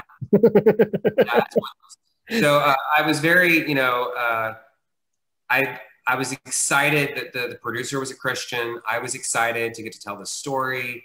I definitely had a through line in that I thought was awesome. The real guy did not necessarily like my first take. And then I had to write a completely different second script on it. And, they're all happy with that script now. And that's all that matters. When you're the writer for hire, you write what they want. And so I did, and they're happy with it now, and they're trying to shop that script. Go ahead. I'm sorry. I was going to say that, back to Darlene, I had a conversation with Mary's agent because they want to still try to make Darlene. And I said, at this point, because it's my script, what I would probably do is not make that movie, but take the characters and put them into a different movie. Because the characters are hilarious, but I would not tell that same story. And there was an idea that I pitched years ago called Trailer Park Murder Club. And so that's what it would just be, like the same characters in a completely different story. Okay. And then I would direct that. But that's all. That's interesting. I think about films being pushed back and how relevant things become, because we're super excited for like the James Bond film, or I am, Yeah. Wonder Woman. Well, I will care in April when it comes out, Wonder Woman, we've been Black Widow, all these, and then how will I feel in a year from now? I'll be like, oh, okay, finally. Hopefully my mind will be blown by all these films and the smaller films too. There was A Quiet Place 2 was probably one of the first big films that it was my most anticipated film of this year. And I was heartbroken, absolutely heartbroken when it got pushed back. And, that started everything for me. And it was just, that was an ascent into darkness of 2020. Let's see. What was I going to ask you? I don't know. I can't think now. You have I'm seeing 4 films here that are in post-production. That you casted for The Collected. Oh yeah. So that movie, in fact, the actors don't even know about this update yet. We started shooting it, and there was we had to shut down, but they will be starting back up again, hopefully in February, March, to finish the film. But it's been, I think we wrapped like a year ago now. So we've got it's got to be finished. It's the 3rd sequel to the Collector movies. Okay. It's amazing. It's just so much fun. But he, it was like, there was this technical thing that had to happen, and then he lost his sister, and then dealing with that, and then COVID happened. So it's like, this, you think it's life gets away. We talked about Undertaker's wife. What about Reckoning? It's Citizen. Oh, we shot that in Savannah. That was we cast majority out of Savannah-based talent that worked on the movie, and I forgot the guy's name who directed it. It's been so long ago. He Daniel is his name. Please stand by. Adam, yeah. Lipsius. He, lovely guy, writer, director, was really excited about all the Savannah talent that we cast. And like I said, we cast the majority of the movie from Savannah. And that was because I was living in Savannah at the time. So it's, it was a great experience. What about Chasing Nightmares? So that's a movie that first time writer director, it's a movie with Anne Heche and Jay Hughley and my producing partner, David Brown. He produced that movie in LA, and he asked me if I wanted to cast it. And I was, hungry and needed food. So. No, I understand that. One of the big things we didn't talk about, like some of the current stuff, like that came out, Emperor, and I know we had Patrick Roper on, who had a part in that, and a lot of people were in that film, and he was supposed to go out for the red carpet, and then they pushed it up, and then of course COVID happened, and then it didn't get the theater treatment it probably deserved. What was your experience on Emperor like? Oh, it was so much fun. The director, Mark Amin, and Cami and Reggie, the 2 producers, and Aaron Charles was the line producer. And it was so much fun because Mark got so excited about actors, and we did. That was another movie where we cast a lot of people out of Savannah. Mm-hmm. He just got so excited about playing with them in the room, because he would come. I'm on my desktop computer right now, so my desktop computer was in my office in Savannah, and he would come in every day, and he would just lean in really close to my screen and watch the auditions, and then we did some callbacks for a couple of days in his office, and just getting to watch him kind of play with people, because he's primarily a director. He's right. This was his sort of directorial debut, I think, and he was a great director. But they did the best. My favorite part of that entire story is that they came up to Atlanta for some reshoots, mm-hmm. and I was doing Hedwig in Atlanta at the time, and so they wanted to come see the play. So it was all the producers and Mark and his assistant and Aaron. So we saved them the front row, but they weren't there when the curtain was supposed to start. And like once the show starts, like nobody can really come in because I'm all over the space. And so we held for 5 minutes, and Aaron texted me like, "We're pulling up now. Like, thanks for texting the actor." And so I'm like, "They're coming in. Save 5 minutes." And so they get in, they get settled, the band's playing. I come out, I'm doing the show. And for like a good 7 minutes, Mark keeps leaning over and talking to the person next, like loudly talking to the person next to him. And I'm on stage and like, I'm 4 feet from him. And I want to look down and be like, "Buddy, what's going on?" Because, Hedwig talks to the audience. And I finally, at one point, I just turned and looked at him and like with a look, and like everybody in the audience said, "Do you want to go? Please finish your conversation." And so after the show, I walk out. My first question is, "Why were you talking?" And so I round the corner, and he comes bolting over the stage with his arms outstretched, and he grabs me in a huge hug. I said, "I did not know that was you." And I went, "What?" And he's like, "And you're supposed to go acting." And all the producers, they were dying laughing. They were like, we kept trying to tell him, "That's you."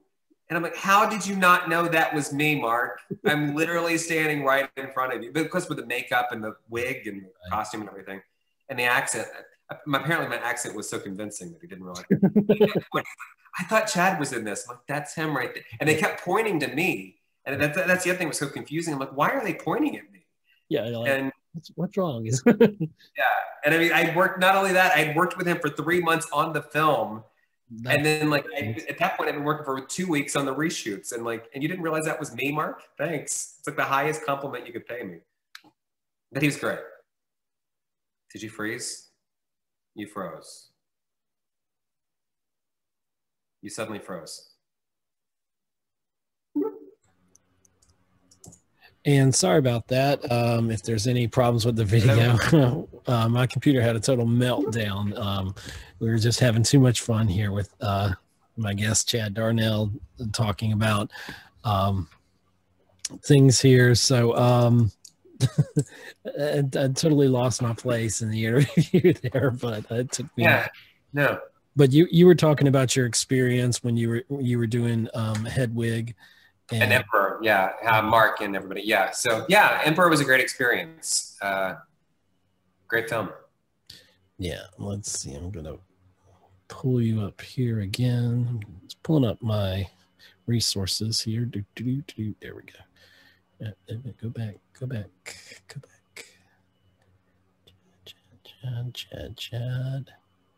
Chad Darnell. So I apologize again to everybody out there that's watching. I'll have to kind of clip this together. We'll see how good my editing is.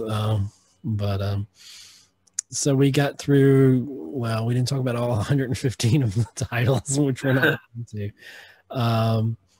So we talked about Ascent from Darkness, Darlene, Installation, Joey Stefano, The Intelligent, The Collected, Undertaker's Wife. I hadn't really missed much. We talked about. Yep. What else is there that you wanted to mention? I feel like we got everything in there. Yeah, just I'm excited about hopefully shooting again soon. With I mean, it's super frustrating when you spend months at a time prepping a movie. Working like one the '80s Christmas movie. Rewriting the script with the writer and the whole casting process, and every day I have a stack of books this high in the corner over there of 80s movie theory and John Hughes, and there's all research that I did that's like all down the drain until maybe next year, and then to go from that to start prepping The Intelligent, and then have Brooklyn kind of go bonkers with their numbers. It's super frustrating. Has the pandemic changed your outlook on things, how you are gonna approach film? And I can say, I mean, with The Intelligent, I have a producer who's bankrolling the film. It is a certain budget, and it's not that $200,000 SAG ultra low. But I feel like with Installation, the Palm Springs movie, I can control that. I can control those elements. And with everybody that we've been talking to that are part of the crew, everybody understands from the top that there is going to be a process from the beginning that we are going to ask people to self-quarantine within our bubble, and that you are not engaging in activities that could put you at risk, and that there will be testing that you have to do. Right. And that's to keep everybody safe. And I know that I can control that with a small group of people. And yes, it means that you're not going to have craft service. You know, now you might be paying a $10 stipend to your crew, but that's the safest thing because that's where the germs are. So I know people that are like giving crew a certain stipend to bring their own craft service, which is smart. And then catering will be, you know, here's the menu. What do you want? This is the dollar amount you have, and we'll box lunch it based from a food source. We do not make movies for craft service and food. Unlike a lot of background talent, that's not how we make movies. We try to get the movie done in the safest way possible. Right. And so that's what it's going to come down to. It's going to mean shooting in, you know, certain locations for a week. So we are not moving around and creating a huge footprint over Palm Springs. So the locations are being smart. How we place, there's one scene where there's probably going to be about 10 to 12 background people, but they'll all be placed within, you know, 10 feet of each other so that they're not on top of each other, or they're a real couple in real life and they've been tested together as well. So, yeah, it's an interesting time. I mean, the lessons we're going to learn from 2020 are just going to, you know, be good. I think, you know, it's put at the forefront how important hygiene is in society. Yeah. You know, and things, you know, we might take for granted, you know, maybe we're not always 100% safe. We need to be 200% safe right now, you know, and it's just helping everybody out, and it's all gonna work out. I'm positive, yeah, optimistic about it. Here's a random question. What is one misconception that people have about Chad Darnell? Oh, misconception. I don't even know how to answer that question. I mean, there's so many misconceptions about me. I mean, it's, yeah. I mean, I have a very thick skin. I think that the one misconception is that I think a lot of actors often think that I don't like them. I think that's a fair assumption. Because you're a direct person. You're yeah, I'm very direct, and I had, you know, I've definitely brought people in, and I've told them you're wasting my time, because you are. I mean, if you're not training, if you're not studying, if you're not even trying, you're wasting my time. Because you're not there to hold their hand. No, and I can't teach you. I mean, I can only teach you so much. But that's a classroom. That's working with another actor. You coming into audition is not a free class. You're wasting my time, because if you can't nail it in front of me, I can't put you on a crew and a cast with talented working actors. And that reflects back on you. That you've put your seal of approval on them, you know, to take them to that next stage, and then they get there. And then all of a sudden they're just a pretty face, or they just totally bungle the whole thing. Then they're like, you know, what did you send me here? You know? Yeah. And I mean, it's not reasonable. And so I think that, you know, I'm sure that I always have to be very, very careful of, I always try to, when an actor comes into the room, I always try to make them feel comfortable. I always try to make them feel safe and like they, you know, this is a room to play in. But at the same time, if you come in and you're not prepared, if you've had that page of dialogue for a week and you don't have your lines down, you're going to feel my wrath because you're wasting my time. And again, I feel like that's the only, you can't as a but any casting director is going to do that. No casting director is going to, oh, well, better luck next time because you had a week to learn these 2 lines. This isn't one of those shows where they pick the talent and they come out there and they're like, because I've been on some of those shows and, well, you know, behind the scenes, and they go through a screening process. You know, they sit in front of the producers, you bring like 30 or 40 people in, this is pre-COVID, you know, or 10 at a time. And then they all, okay, sing or do what your thing is. And then they're like, we'll let you know. Thank you for coming in, and then Yeah. make it so they don't go to the next round. There's a lot of pre-qualifying to get to that point. So, and a lot of times they'll say like, "Oh, I just got this last night." Big deal. You're going to show up on set, and they're going to give you whole new pages to learn. So yeah. Say what? Just professionalism and training that that comes with. Yeah. Yeah. Okay.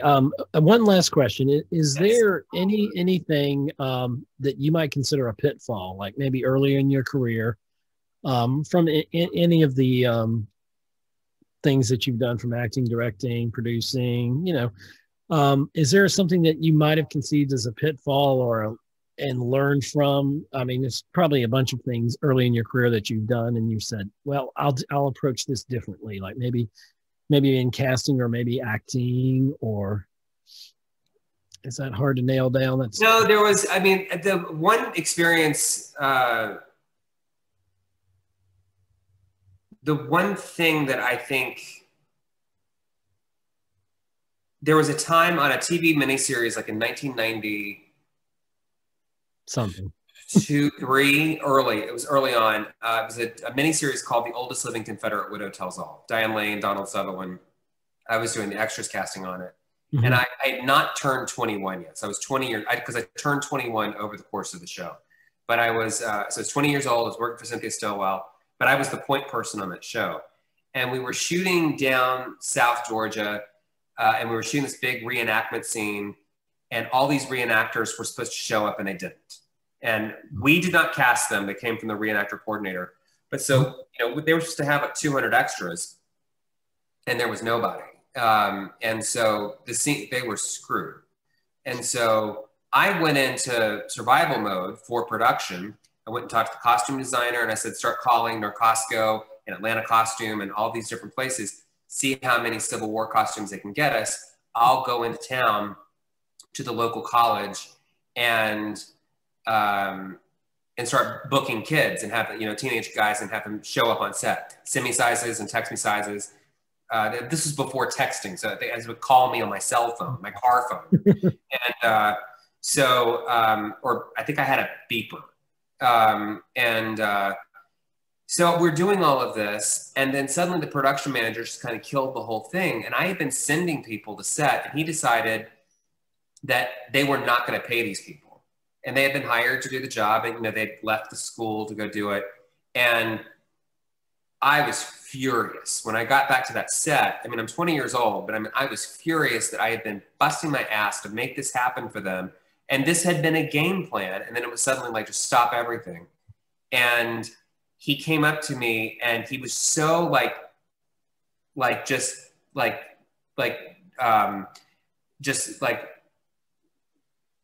he was so he couldn't believe that we had tried to do this and that it was working, number one, but he didn't want to pay for the expense. The costumes were going to be very, very expensive. So that was the whole thing. And I'm like, why are, I told you that this would happen. And he started screaming at me, it's just an effing movie, Chad. It's just an effing movie. And that was the first time in my life that I stopped and pulled back. And I was like, what do you mean it's just a movie? And it really did change the way that in every production since then, when there's been this issue that comes up, I think back to that conversation where he said, it's just an effing movie. And my friend, Cindy, she painted this little poster that hung in I think it's still in my bedroom at home in my parents' house. It was the two of us bunkered down. It's just an effing movie. And, but it's, in conversations when I've had to go head to head with producers, and the thing that made me really good about casting is that I've always told people, this is what I'm capable of. This is what I have. These are the resources. I can't do this. I can do this. And in Savannah, after we did Lizzie, I had a line that's I'm not a sorcerer. You can't come to Savannah and think that you're going to cast your entire movie here. And there have been productions that have come to town and they saw that we cast a lot of locals. And they were like, what do you mean you can't cast my period film where all of the men have to be a size 42 coat or smaller and all have facial hair? Because that's the period, and that's the thing. And they think that we can cast all the principals the speaking actors who are going to go toe to toe with Academy Award winners as actors. And I'm like, I'm not a sorcerer. And that became my line that I've used on every film since then. Wow. And I think that as I've gotten older, I can see the complication, and I can see what I tell them, I do not have this actor here in town. I know I don't. I know the market. So right. I'm not a sorcerer. So I'd say that was the pitfall was my passion for trying to always solve a problem. I've always tried to be the problem solver on a set, which made me a good producer. But to a fault, where it's like I was all in, and production's like it's just a effing movie. Yeah. So that's something to keep in mind. To feel so passionate about something, you want to connect every dot. You want to make it extremely perfect. It's like you don't even want to try it if it can't be perfect. Yeah. I understand that feeling all too well. And there's been there have been movies where the one film that I refer to as the worst film experience of my entire life, and I've worked on 115 of them, but the worst one was a film that shot in Savannah, and it was just from the top down, it was a total cluster.